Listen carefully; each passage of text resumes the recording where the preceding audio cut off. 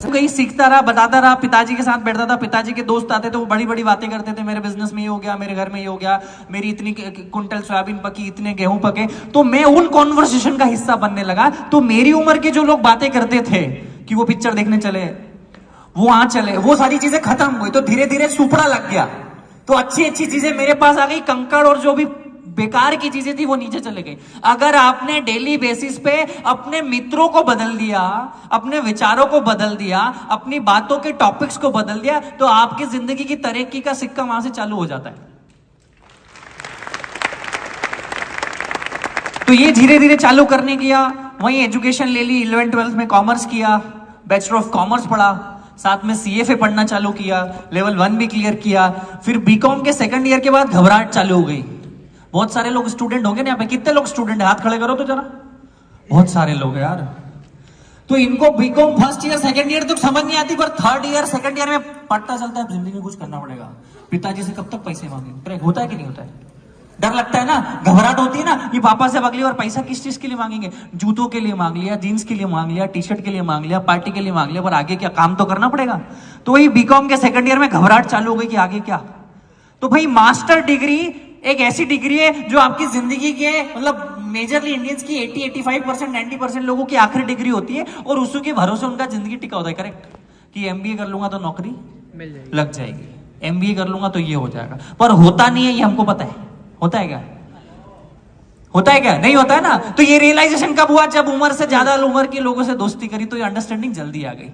तो मेरे को पता चल गया कि कुछ होगा नहीं, फिर भी कोशिश करी, कैट जीमेट की 2 साल प्रिपरेशन करी, 82-83 परसेंटाइल तक गए। पर भैया बड़े बड़े जो कॉलेज है उनमें तो 95 परसेंटाइल चाहिए, 98 परसेंटाइल चाहिए। तो क्या करे, बाकी जिसके नहीं आए मर जाए? ऐसा थोड़ी हो सकता। तो घूमना चालू कर दिया भारत।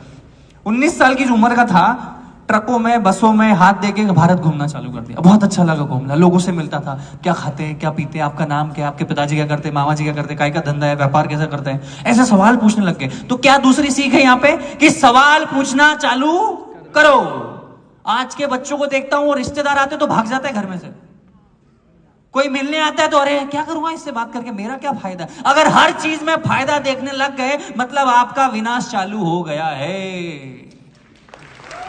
हर चीज में फायदा अगर देखने लग गए हो कि इससे मिलके क्या मिलेगा, ये मेरे को कोई पैसे थोड़ी दे रहा, ये मेरे फॉलोअर्स थोड़ी बढ़ा रहा, ये मेरी जिंदगी में कुछ कर थोड़ी रहा, मेरे को क्या फायदा, मेरे को क्या फायदा, मेरे को क्या फायदा के चक्कर में सबसे बड़ा नुकसान हो रहा है जिंदगी में।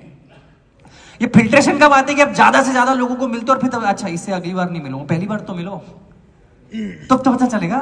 तो ये करना चालू किया, अहमदाबाद चले गया, हैदराबाद घुमा, चेन्नई घुमा, चंडीगढ़ घुमा, गुड़गांव घुमा। 19 साल की उम्र की बात कर रहा हूं मैं, 19-20 की उम्र का था मैं तब। तो अहमदाबाद अच्छा लगा मुझे, वहीं रुक गया मैं 1.5-2 महीना। एक फेसबुक पे फ्रेंड बना था, हम तो गांव किसानी के, हम तो गांव किसानों में बड़े बड़े, तो वहां पे कोई बड़े उम्र के दोस्त भी नहीं थे, मतलब बड़े पैसे वाले कोई दोस्त भी नहीं थे हमारे गांव में। तो एक फेसबुक पे फ्रेंड बना, तो उससे मैंने उसकी पल्सर गाड़ी ले ली और फिर पूरा अहमदाबाद घुमा 1.5-2 महीने। बहुत मजा आया घूम के। अरे व्यापारिक क्षेत्र है, हम किसान के बेटे हैं, वहां पे व्यापार करते हैं, मेरे जैसे लोग मिले जो कुछ करने वाले स्पिरिट वाले लोग थे। तो 1.5 महीने के बाद समझ आया कि आप क्या, पेट्रोल तो जला लिया 4-5 हजार का, काम तो करना पड़ेगा ना। तो मैकडॉनल्ड्स में गया, 4 मैकडॉनल्ड्स में गया, 4 मैकडॉनल्ड्स में गया कि मैं बीकॉम पास हूं, मैं ये करता हूं। तो वो मैनेजर भैया ने नौकरी नहीं दी। उसको ऐसे लगा कि कल को ये प्रमोट हो जाएगा क्योंकि वेल एजुकेटेड और मेरी नौकरी खा जाएगा। तो 5वें मैकडॉनल्ड्स में जाके बोला, सर मैं 10वीं पास हूं, मेरे को नौकरी दे दो। कभी कभी झूठ बोलना भी पड़ता है। तो उनने नौकरी दे दी, 37 रुपए घंटे में वेटर की नौकरी करी 5 महीने मैकडॉनल्ड्स में। क्यों मैकडॉनल्ड्स में करी? एक ही रीजन था कि अमेरिकन क्या करते हैं। जेफ बेजोस ने भी वहां भी नौकरी करी। तो यहाँ पे क्या सीख है? अगर जिंदगी में समझ नहीं आ रहा है कि क्या करे, तो ये समझ लो कि जो जिस आदमी को आप सक्सेसफुल समझते हो ना, उसकी आदतों को कॉपी पेस्ट भी कर लोगे ना, कहीं तो कहीं पहुंच ही जाओगे।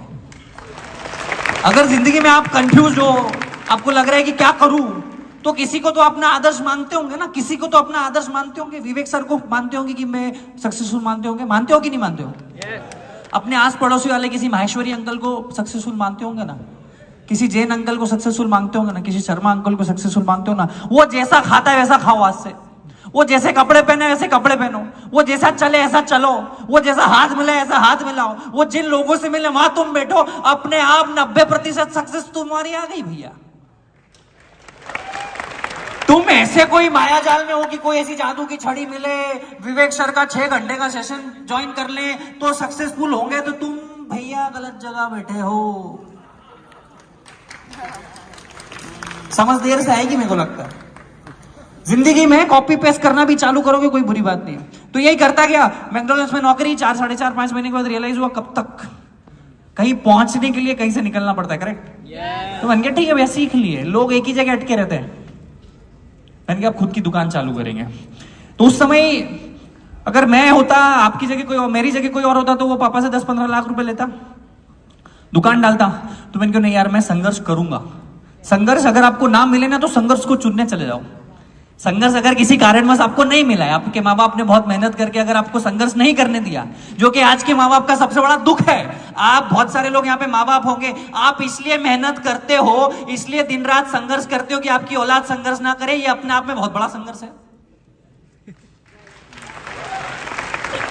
आप इसलिए मेहनत करते हो कि मेरे बेटे को टेंशन ना हो।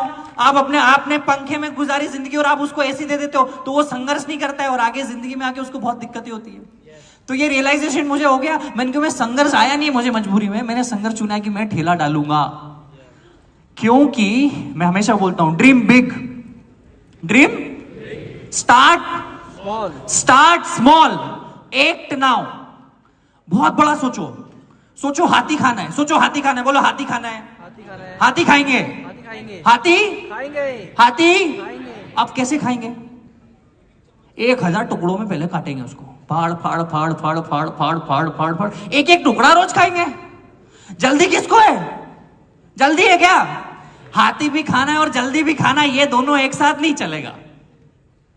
तो सोचा ड्रीम बिग स्टार्ट स्मॉल, एक नाउ ठेला चालू कर दिया। खुद ने चाय का ठेला चलाया, खुद ने चाय बेची, खुद ने बर्तन मांजे, सब कुछ खुद किया, संघर्ष किया और 2 साल चाय बनाई। क्योंकि वहां से बहुत सारा सीखने को मिलता है। 8000 रुपए से चालू किया था। क्यों चालू किया था? कि अगर 1-2 बार, पहली बार में 10-15 लाख रुपए लगा दोगे ना, कल को नुकसान हुआ ना तो जिंदगी में कभी व्यापारी नहीं बन पाओगे। सारे दुख झेल जाओगे। और वो पैसे का जो दुख है ना, वो आदमी को कुछ सोचने समझने के लायक ही नहीं छोड़ता है। तो 8000 से चालू किया तो एक तो पॉसिबिलिटी थी कि सब कुछ लूट जाएगा पर पैसे तो नहीं लूटेंगे।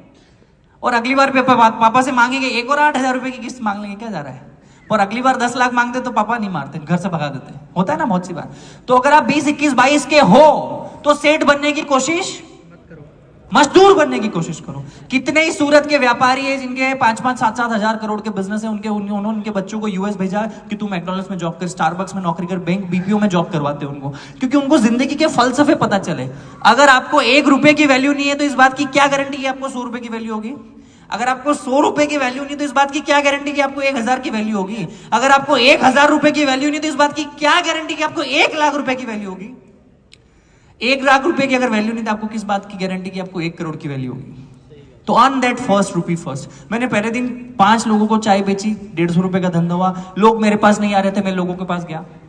पहले दिन चाय की दुकान जब ओपन करी तो लोग मेरे पास नहीं आ रहे थे, तो मैं हाईवे, एसडी हाईवे, कितने लोग अगर अहमदाबाद में पता हो तो एसडी हाईवे करके एक जगह है, तो वो पे कारें खड़ी होती है।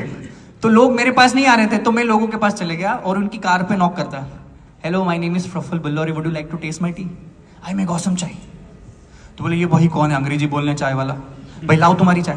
तो ये अलग क्या सीखी, अगर लोग आपके पास नहीं आ रही तो आप लोगों के पास चले जाओ। किसी को तो आना जाना पड़ेगा ना।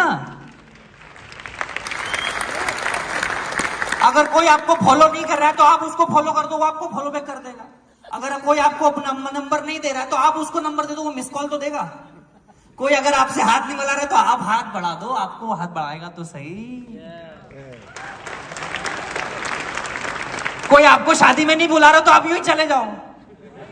वो यूं बोलेगा यार भूल गए, तेरी पत्रिका तो लिखी हुई थी यार पर देना भूल गया। वो झूठ बोलेगा पर आपको नीचा नहीं दिखाएगा, मेरी गारंटी है। क्या बोलेगा वो, यार भैया आपको तो बुलाया था, वो पत्रिका घर ही रह गई, भले उसने आपको नहीं बुलाया। सो ये है कि लोग अगर आपके पास नहीं आ रहे तो आप लोगों के पास चले जाओ। Ego should be zero. कितना? Ego should be zero. And it's most like अगर पीपल आपको अप्रोच नहीं करे तो आप लोगों को अप्रोच करो।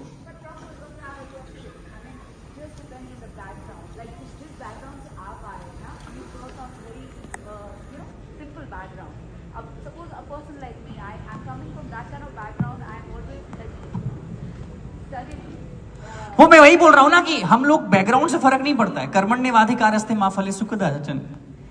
आज अगर दुनिया के सबसे अमीर आदमी जेफ बेजोस है, उनको तो काम करने की कोई जरूरत नहीं है, उनके आने वाली 10 जनरेशन में को पैसा पैसा मिलेगा, फिर भी वो काम कर रहे हैं।